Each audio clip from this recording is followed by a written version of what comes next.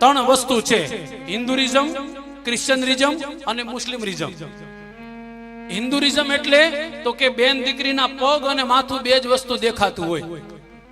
મુસ્લિમરિઝમ એટલે તો કે માથાથી લઈ પગ સુધી ઢાંકી દેવી સ્ત્રીને. અને ક્રિશ્ચનરિઝમ એટલે તો કે જેટલું બને એટલું શરીરને ઓપન રાખવું. આ માફ કરજો, પણ હિન્દુસ્તાનની જે સંસ્કૃતિ છે આજે પાશ્ચાત્ય દેશોએ હોતે અપનાવી લીધી છે. વૃંદાવનમાં ક્યારેક જાઓ, દ્વારકામાં જાઓ તો જોજો તમે, એ રશિયાના લોકો ત્યાં આવીને હરે કૃષ્ણ કૃષ્ણ કૃષ્ણ એ સાડીઓ પહેરવા માંડ્યા છે. અને આપણે જીન્સમાં આવી ગયા છીએ. બોલો, એ લોકો જીન્સ એટલે પહેરતા હતા. સાંભળો, તમે પહેરો મને બિલકુલ વાંધો નથી, પહેરજો તમ તાર જીકો, મજા કરો.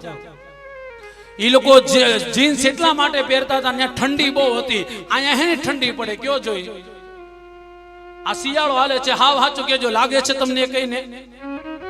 અરે અહીંયાની દેશમાં ઠંડી નથી પડતી. એ લોકો જીન્સ એટલા માટે, ટાઈટ કપડા એટલા માટે પહેરતા. અને હવેનો યુવાન છે ને સૂટ બૂટ પહેરવા માંડ્યો. એ લોકો સૂટ બૂટ એટલા માટે પહેરતા, અહીંયા ઠંડી હતી. આપણે અહીંયા ધોતિયા પહેરતા હતા, લેંગા જભા પહેરતા હતા. શરીરનું રક્ષણ પણ થાય અને સારા પણ લાગે.